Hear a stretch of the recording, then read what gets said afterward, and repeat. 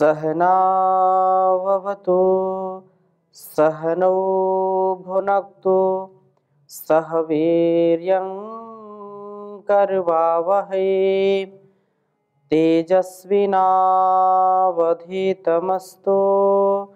मा विद्विषावहै। ओम शांति शांति शांति। वैदिक जीवन पद्धति की इस कक्षा में आप सभी का हार्दिक स्वागत है, अभिनंदन है। ऋग्वेद के चतुर्थ मंडल के 5वें सूक्त का स्वाध्याय हम कर रहे हैं और हमारी स्वाध्याय की प्रवृत्ति हमारे अंदर जो ज्ञान की पिपासा है, जो अपने नैतिक जीवन के लिए श्रद्धा है कि हमारा जीवन नैतिकता से युक्त हो, हमारा जीवन हर प्रकार से शुचिता पवित्रता से युक्त हो, हम अच्छे सच्चे आचरण को अपना करके अपना तथा इस संसार का कल्याण करें। इसके लिए सदा उत्साह के साथ वेदों के मंत्रों का स्वाध्याय और जैसा उस वेद मंत्र में हमको जीवन जीने की शिक्षा दी जाती है, वैसे हम जब बन जाते हैं मन से भी, वाणी से भी और व्यवहार से, अपने कर्मों से, तो निसंदेह हमारा जीवन अत्यंत शांति से युक्त होता है। हलन चलन, उलझन, चंचलता और अनेक प्रकार के जो दबाव हैं, अनेक प्रकार के जो दुख हैं, उनसे हम बच पाते हैं। हर क्षण हर पल उत्साह से, प्रेम से, करुणा से, सौहार्द से, सौमनस्य से, समरसता से, सदाचार से, हर प्रकार से अपने जीवन का हम निर्माण करते हैं। और ऐसा जो सदा सेवा सत्कार के कार्यों में लगा रहता है, जीवन निर्माण से, विश्व निर्माण से लेकर के निर्वाण तक की यह यात्रा अपने स्वकर्म स्वधर्म का पालन करना हमारा नैतिक कर्तव्य है। हम जब इनका स्वाध्याय करते हैं, वेद मंत्रों का, नित नवीन उत्साह से परिपूर्ण हो जाते हैं। ऐसे तो हम अलग अलग कार्यों में व्यस्त रहते हैं, कार्यों का संपादन करते हैं, कर्मों का अनुष्ठान करते हैं, परंतु उन कर्मों का हमारे संस्कारों पर क्या प्रभाव पड़ता है, हमारे वाणी व्यवहार पर क्या प्रभाव पड़ता है, इस बात का भी हमको सदा ध्यान रखना चाहिए। और इस विज्ञान को जो लोग जान जाते हैं, समझ जाते हैं, वे व्यवहार कुशल कहलाते हैं। अर्थात ऐसा व्यवहार जो हमारे आत्म कल्याण से विश्व कल्याण के लिए है, जो मेरी उन्नति के लिए है और जिससे संसार की भी उन्नति है। मैं स्वयं निजता में जीता हुआ व्यष्टि और समष्टि दोनों का जिससे कल्याण हो, ऐसा ही कर्म करने का जो परम ज्ञान है, वह वेदों का ज्ञान है। इसको हम आत्मसात करें। बहुत सुंदर वेद मंत्र आज का है। आज हम इस ऋग्वेद के चौथे मंडल के 5वें सूक्त का स्वाध्याय करेंगे और 14वें 15वें मंत्र का स्वाध्याय करेंगे। अत्यंत सुंदर वेद मंत्र हैं। तो इसमें 14वें मंत्र को यहाँ पर कहा है, मैं इसको लिखता हूँ, और दोनों ही वेद मंत्र हमारे लिए अत्यंत ग्रहण करने योग्य हैं। ओम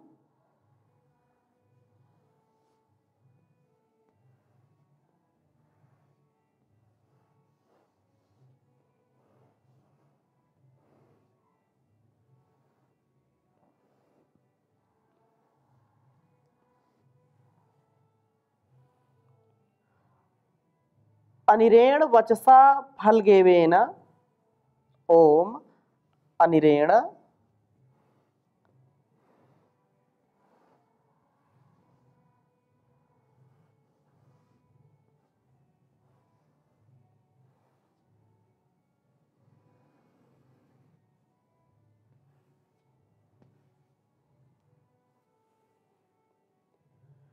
वचसा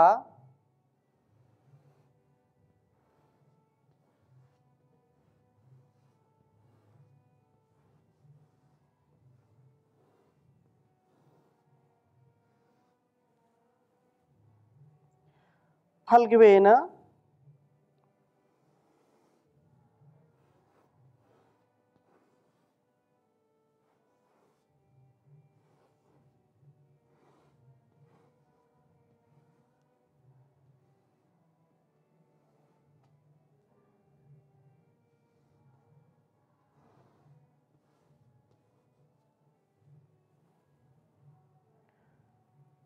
प्रतीत्येन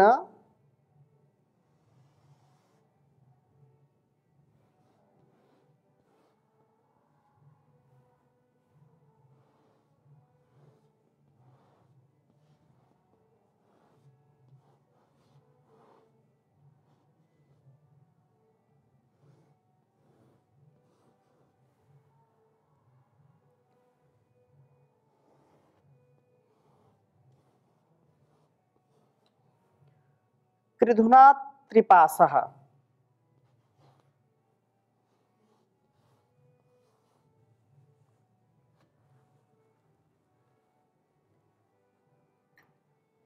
कृधुना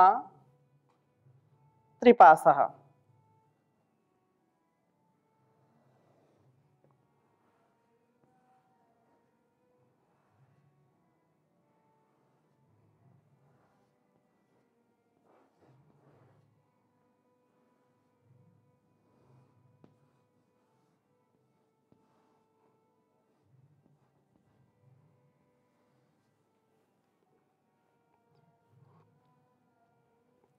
अधात यज्ञे किमिह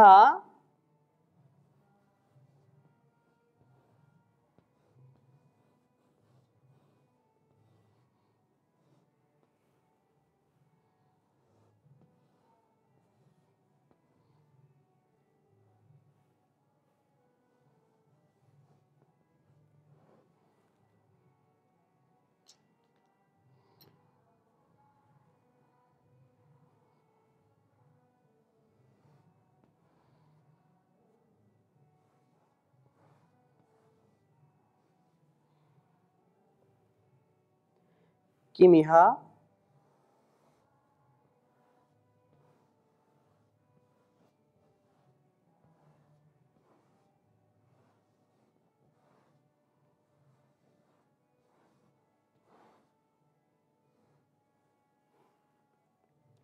वदन्त्यानो युधासः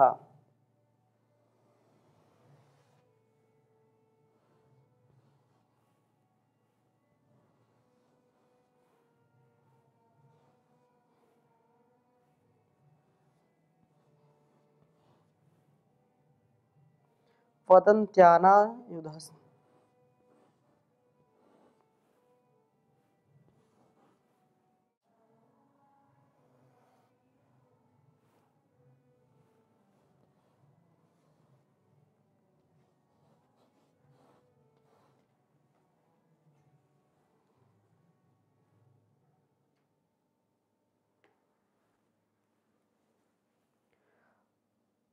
युधास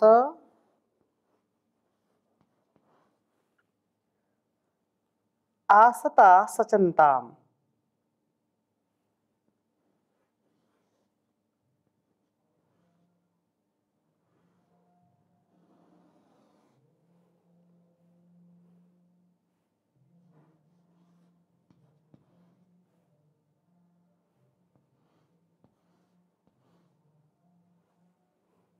आसता सचन्ताम्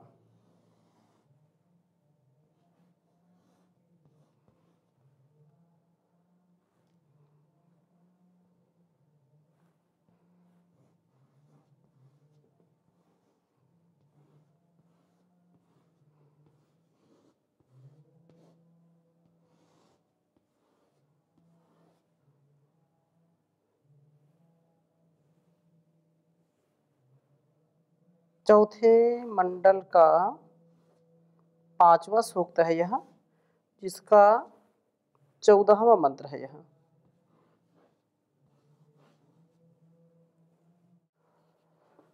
ओम अनिरेण वचसा फल्गेवेन प्रत्युत्येन कृधुना त्रिपासः आधाते अग्ने किमिह वदन्त्यानायुधासः आसता सचन्ताम्। ओम अनिरेण वचसा फल्गवेन प्रतीत्येन कृधुना त्रिपासः आधाते अग्ने किम्ह्या वदन्त्यानायुधासा आसता सचन्ताम्। बहुत सुंदर उपदेश किया है। अनिरेण, जिसका तात्पर्य है कि न उत्कृष्ट प्रेरणा देने वाले, जो उत्कृष्ट प्रेरणा देने में असमर्थ है, जो उच्च स्तर का विशिष्ट जो ज्ञान है, उसकी जो प्रेरणा है, उसको देने में जो असक्षम है। वचसा, वचन से, अतृपा, अतृप्ति के लिए अर्थात अतृप्ति को अनुभव करने वाला व्यक्ति है अथवा करने वाले लोग।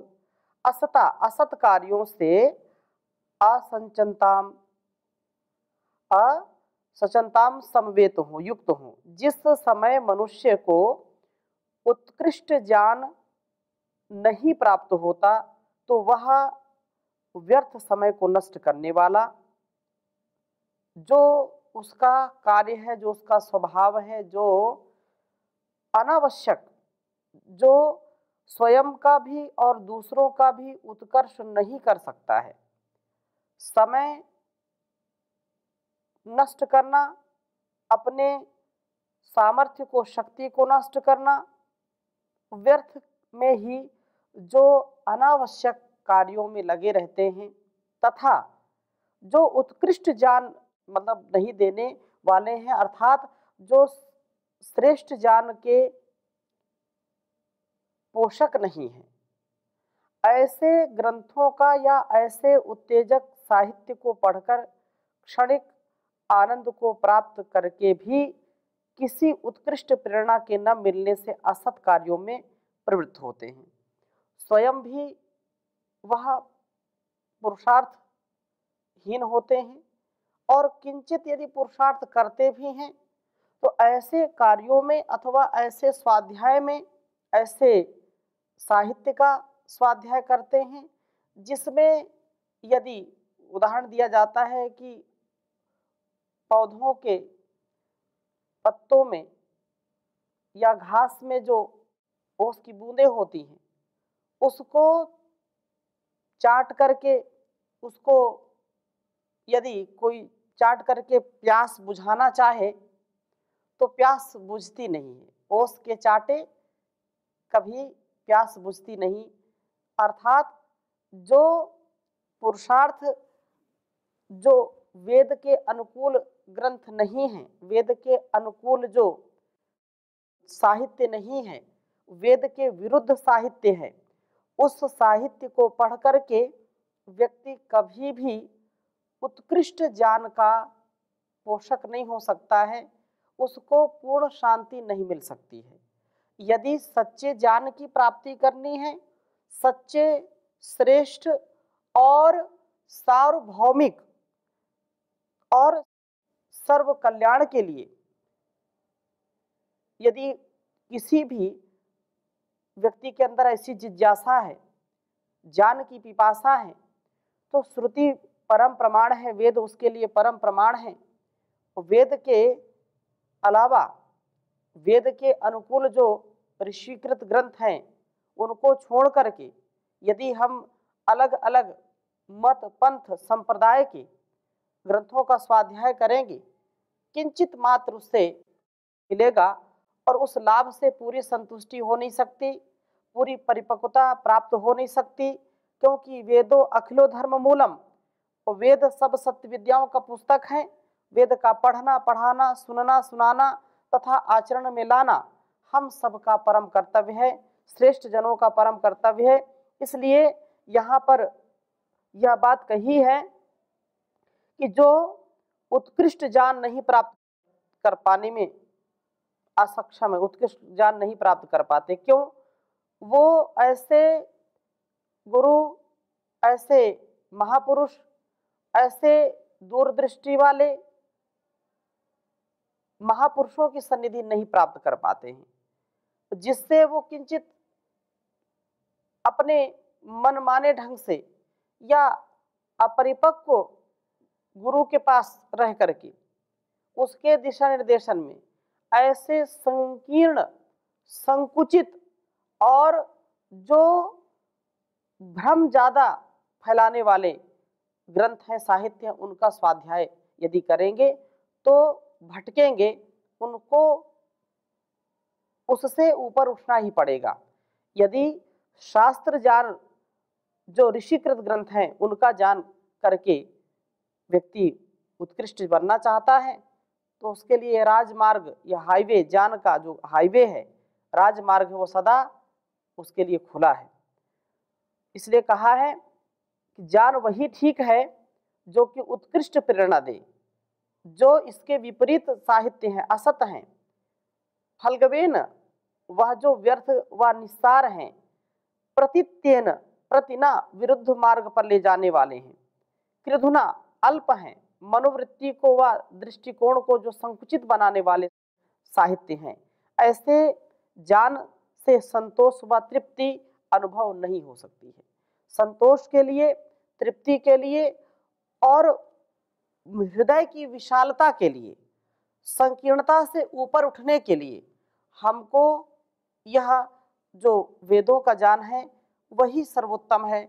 और वेद के जो अनुकूल ग्रंथ हैं, शास्त्र हैं, 6 दर्शन और 11 उपनिषद तथा इसके साथ साथ जो स्मृतियां हैं, जो महाभारत, रामायण और जो भी जिन ग्रंथों में यदि वेद के अनुकूल, वेद के सम्मत, वेद के आज्ञानुसार यदि उसमें शिक्षा है तो वह हमारे लिए अनुकरणीय है। यूं तो संसार में कोई भी चीज निरर्थक नहीं है, परंतु उसका अधिक प्रभाव नहीं पड़ पाता है। हम पुरुषार्थ बहुत करते हैं लेकिन उससे संतुष्टि नहीं हो पाती है, तो उससे अश्रद्धा उत्पन्न होती है। इसलिए यदि ज्ञानमय, विज्ञानमय और शांतिमय, सुखमय जीवन हम जीना चाहते हैं, आनंदमय जीवन जीना चाहते हैं, तो उसके लिए अत्यंत आवश्यक है कि हम वेदों की शरण में आए। वेद हमारे लिए सारे संसार के भेदों को हटा करके जो कल्याणकारी दिव्य ज्ञान है उसको हमको प्रदान करते हैं। तो ऐसे हम बने, इससे विपरीत आचरण ना करें। ऐसे न उत्कृष्ट प्रेरणा देने वाले, निस्सार विरुद्ध मार्ग पर ले जाने वाले अल्प ज्ञान से अतृप्त वे लोग अधा। अब हे अग्ने परमात्मन, यह इस जीवन में ते आपका किम क्या आवदंती चर्चा करते हैं। वे आपकी चर्चा न कर व्यर्थ ही संसार में उलझे रहते हैं, संसारी बातों में उलझते रहते हैं, दूसरों को भी उलझाते रहते हैं। अनायुधासहा, इस संसार संग्राम में काम, क्रोध आदि से लड़ने के लिए उन्हें उत्तम ज्ञान, शस्त्र का प्राप्त नहीं हो पाता। आयुध रहित होते हुए इनके शिकार हो जाते हैं और असत कार्यों में प्रवृत्त रहते हैं। इसलिए हमको यदि उत्तमता से जीवन जीना है तो शस्त्र भी और शास्त्र भी दोनों उत्तम होने चाहिए। यदि युद्ध में व्यक्ति गया है और युद्ध स्थल में, युद्ध के क्षेत्र में उसके पास अस्त्र शस्त्र ठीक नहीं है, आयुध उसका ठीक नहीं है, तो वह पराजित हो जाता है और मृत्यु को भी प्राप्त हो सकता है। इसी प्रकार से इस जीवन यात्रा में भी, इस जीवन के युद्ध में एक अंदर युद्ध चल रहा है, एक बाहर युद्ध चल रहा है। अंदर के युद्ध में, इस जीवन के युद्ध में जो हमारी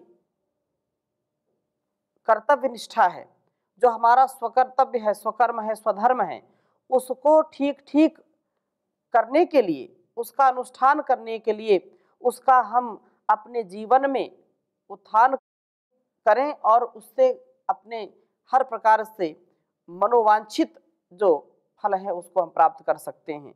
तो उत्कृष्ट वेद ज्ञान न प्राप्त होने पर व्यर्थ के उत्तेजनात्मक साहित्य में उलझे हुए लोग उत्कृष्ट प्रेरणा न मिलने से भटक जाते हैं और वे असत मार्ग में प्रवृत्त हो जाते हैं। क्योंकि ठीक ठीक राह जो कोई बता दे और वह व्यक्ति राह पर चलता हुआ ठीक स्थान पर पहुंच जाता है तो उसका विश्वास बढ़ जाता है, आत्मबल बढ़ जाता है और वह दूसरों को भी प्रेरणा देने वाला बन जाता है। लेकिन यदि कोई व्यक्ति रास्ता बताने वाला ही उसको भटकाने वाला हो जाए तो वह ऐसे पथ पर जहाँ पर केवल भटकाव है वह स्वयं भी दुखी होगा, उसका मनोबल गिरेगा, हताश निराश होगा, दूसरों को भी वह विश्वास नहीं दिला पाएगा, दूसरों के लिए भी वह एक कमजोर कड़ी के रूप में ही सामने खड़ा होगा। अतः हम वेदों के अनुकूल जीवन जीने वाले बने, वेदानुकूल जीवन जी करके ही इस संसार और इस शरीर रूपी जो साधन हमको मिले हुए हैं इनसे हम भवसागर प्राप्त कर सकते हैं। भवसागर पार करके जो भी प्राप्त है उस प्राप्त साधन में पर्याप्ति को हम आत्मसात करते हैं, क्योंकि बिना ज्ञान के व्यक्ति का जीवन शमशान के समान है। ज्ञान विहीना सर्वमतेन भजति न मुक्तिम जन्मशतेन। इसलिए जो कुछ भी उस परमात्मा ने हमको हमारे कर्मों के अनुसार दे दिया है, यह शरीर दिया, कैसा भी शरीर हो, यह संसार जो साधन के रूप में दिया है, जिस देश में, जिस काल में, जिस समय में हम हैं उसी को अपना साधन बना करके उसी से अपने जीवन का उत्कर्ष करें, उत्कृष्ट बने और दूसरों को भी उत्कृष्ट उत्कर्ष की ओर अग्रसर करने का प्रयत्न करें। तो आजकल का जो वातावरण है इसमें तो और भी विडंबना है। चारों ओर ऐसे साहित्य का जो कुसाहित्य है, जो अश्लील साहित्य है, उसका प्रचार प्रसार लोगों ने इतना कर रखा है जिससे हमारी युवा पीढ़ी भटक रही है, जिससे वे अपने ऋषि ज्ञान से भटक रहे हैं। जो क्रीम है, ऐसा ज्ञान विज्ञान जिसको आज पूरी दुनिया में सम्मान मिलता है, और जब विदेशी, जब पश्चिम के विद्वान उस पर मोहर लगाते हैं कि नहीं अरे ये तो बहुत उत्कृष्ट ज्ञान है, इससे शांति मिलती है, इससे वातावरण में एक पॉजिटिव एनर्जी का संचार होता है, तो फिर हमारे लोग बोलते हैं अच्छा ऐसी बात है, फिर उसको आत्मसात करते हैं। तो हमारे पास तो पहले से ही यह विद्या विद्यमान है, पहले से ही हमारे ऋषि मुनियों ने इतना हमारे लिए कहा है, लिखा है, हमको समझाया है, उपदेश दिया है, उसको हम आत्मसात करें। सच्चे ग्रंथों को पढ़ना और उनको जीवन में उतारना ये भी अमृत के समान है।